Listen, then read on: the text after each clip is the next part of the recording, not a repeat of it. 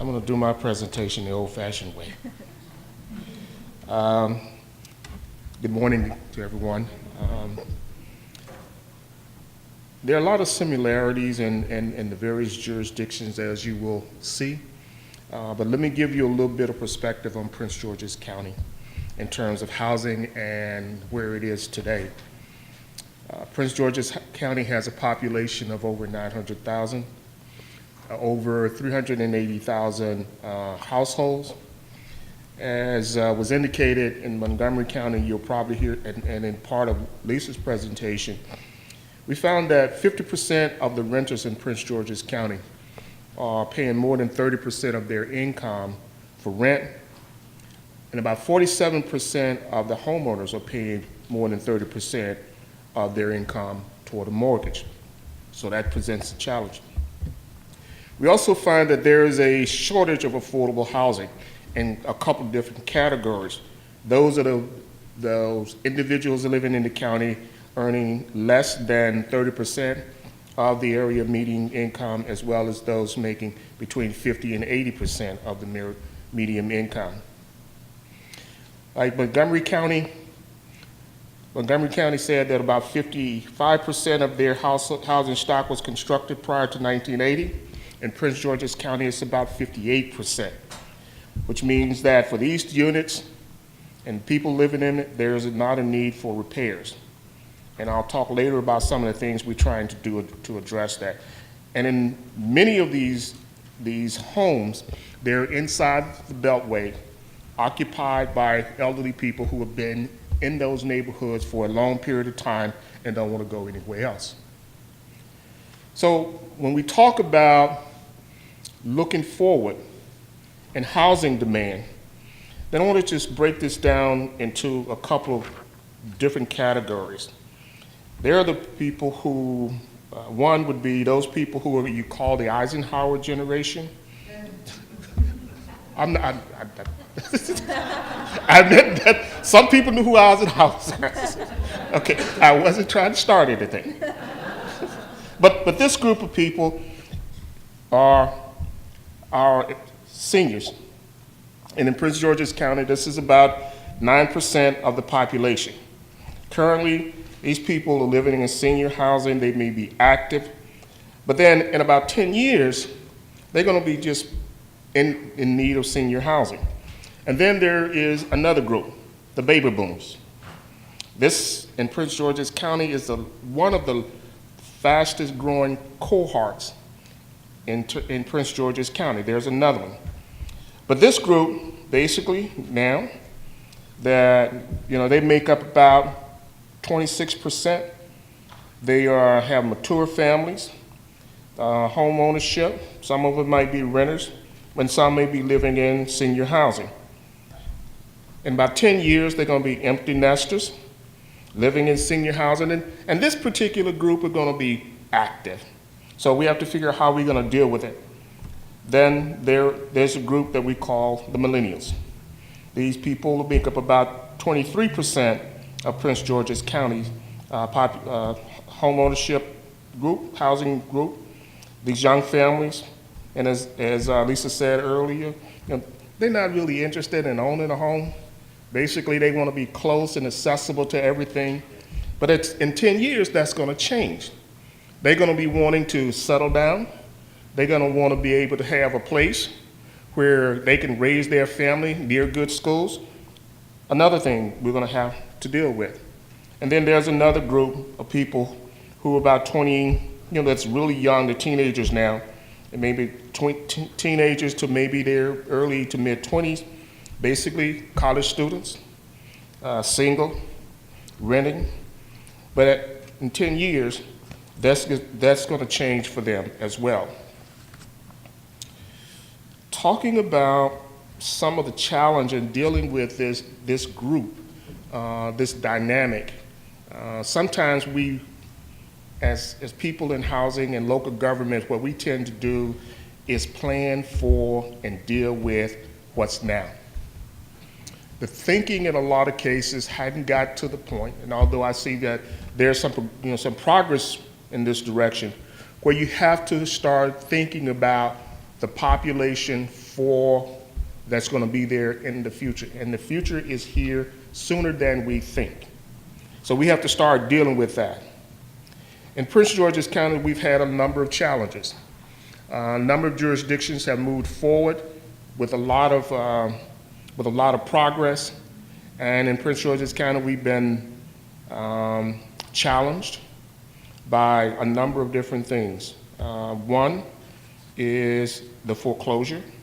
Prince George's County was hit harder by foreclosures than any other jurisdiction. We're beginning to see the county come out of that. We've noticed of late that the median sales price of homes in Prince George's County is increasing.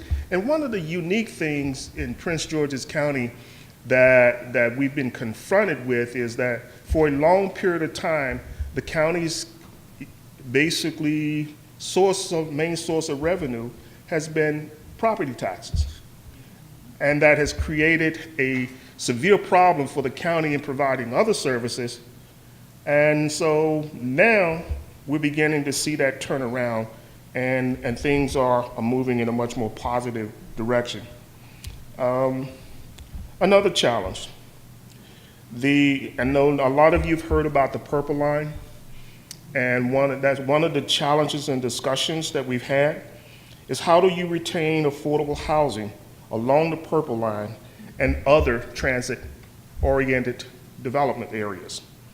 In Prince George's County, there are 15 such transit-oriented development areas. The county executive has committed himself to focusing on 5 of those, and for 2 reasons. One is to try to say that this is where we want to concentrate our resources, but more importantly, is these were areas where you think you can be able to build the economy. As was mentioned earlier, housing is a critical part of this, of the economy. And in Prince George's County, we're trying to move away from just residential, just basically looking at solely relying on residential property taxes, trying to build a community, the commercial base. Housing stock is another challenge. We have a large number of housing that was built prior to 1980 and are beginning to show their age inside the Beltway occupied by seniors. As I said earlier, the 2 growing groups that we have in Prince George's County were the millennials and the baby boomers. So how are we going to meet those needs as we move forward? One of the things that we find in Prince George's County is that though we know we have this particular needs, we continue to build single-family homes. And that's been I won't say a problem. I'm trying to make sure I stay correct. But that has been a challenge. And the thinking along those lines is really going to have to change, particularly when you look at the 2 fastest growing groups in the county. Another challenge we face is schools. And the county executive has committed himself to basically improving the schools, providing better funding for it, and trying to focus on improving the educational level. People won't buy houses in a school district that's failing. So you have to make that connection. Everybody sort of move to that school, overcrowd that school, and you have another set of challenges. Across providing access to quality health care, there have been a lot of studies that have shown that there's a direct correlation between health care and housing. If people feel better about their health, or if they have access to health, then that's also not only health, but also quality food, and there are a number of food deserts. Some of the things that we are doing for those areas of the county that have been challenged with older homes, we've launched a number of what we call facade improvement programs, where we try to work with nonprofit groups to improve the outside of the home, and then also tailor that to the neighborhood and the community, but also match it up with other funds from the state that can work toward improving the interior of the house. My department launched a housing rehabilitation program, and the purpose of this was to focus on these particular areas where we provide part of our community development block grant fund to be able to use for this purpose, where we will loan low interest loans to families to make improvements to their homes, and sometimes this loan can go up to $60,000. I talked earlier about foreclosure, and that was a problem for us, and what we decided to do was focus on areas of the county that was hardest hit. And we thought the best way to do that and stabilize the neighborhood and community was to try to create opportunities for home ownership in those areas. So we provided funds that would provide down payment assistance and closing costs to families if they were located in those particular areas. And we found that the biggest challenge sometimes in becoming a homeowner is just coming up with the down payment assistance and what you need for down payment. So we target them. And if you moved in that area, you got a little bit more money. If you didn't, then you got a little less money. That appears to be working. We're continuing this program, and we've launched a new program at the beginning of the year, which we call Pathway to Purchase, where we provide up to $20,000 in down payment assistance and closing costs.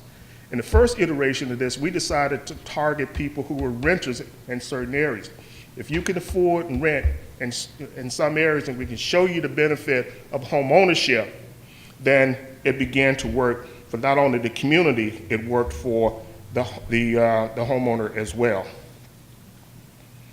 In some areas of the county, we are focused on infill development, and there's an area in Prince George's County called Suitland, near the Census Bureau. There's a development there that's been languishing for over 20 years, and we tried everything you can imagine to get people to start developing in that area. And at last, we kind of decided the best approach would be for county government to make the initiative to be able to do this. And then we focused on it, and we are getting pretty close. There's a development called Town Square at Suitland Center, which is a 22-acre site within a half a mile of the metro.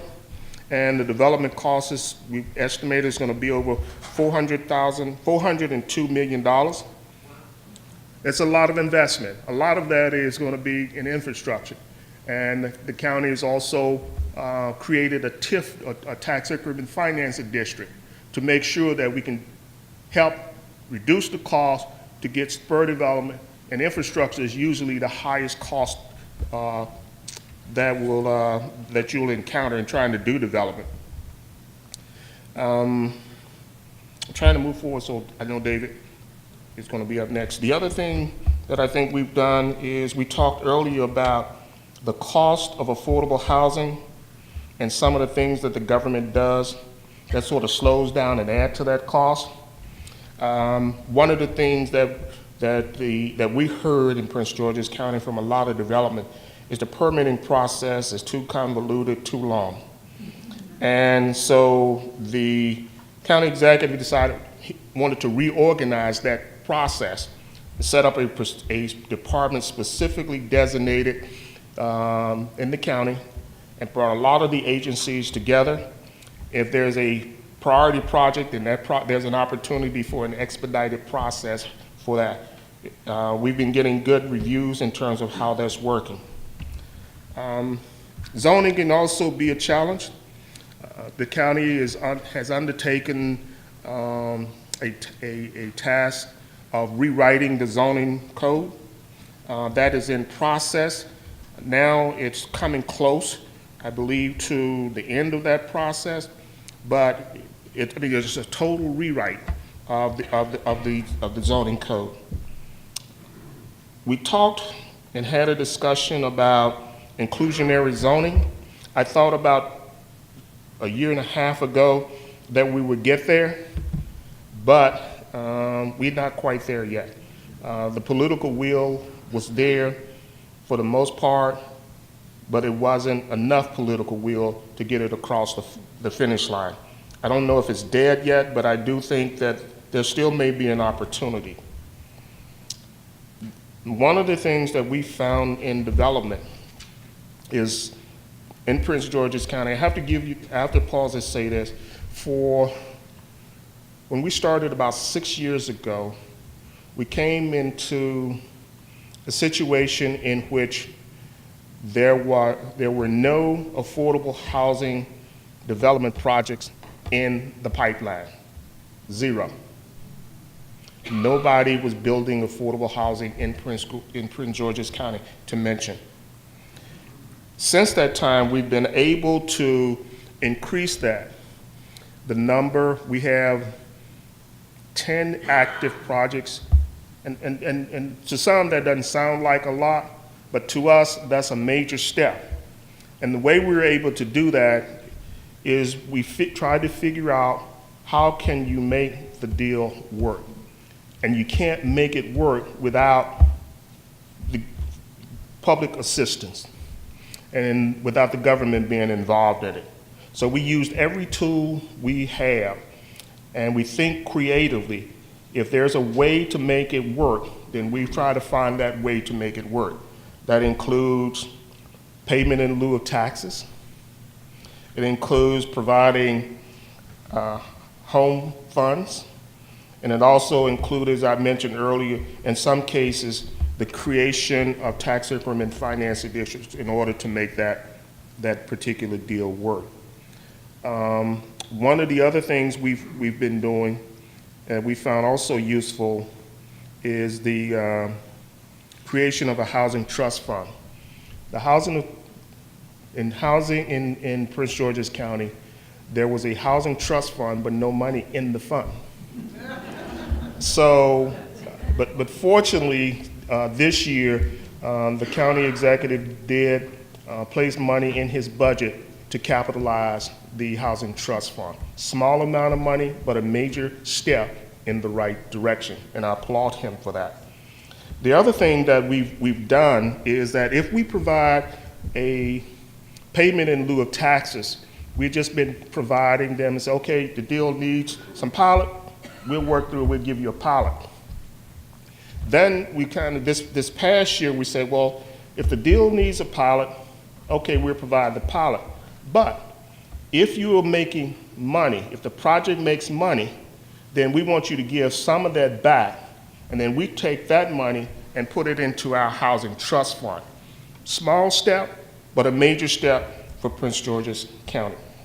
So those are some of the things we're doing to overcome some of the challenges that we see in Prince George's County as it relates to affordable housing. There's one other thing that I do want to mention is that about 2-3 years ago now, the county passed legislation that would establish a right of first refusal. The Department of Housing and Community Development is responsible for administering that program, and we were taking use of that and looking at it as a way of preserving affordable housing in Prince George's County. I'll take any questions that you may have at the appropriate time. Thank you.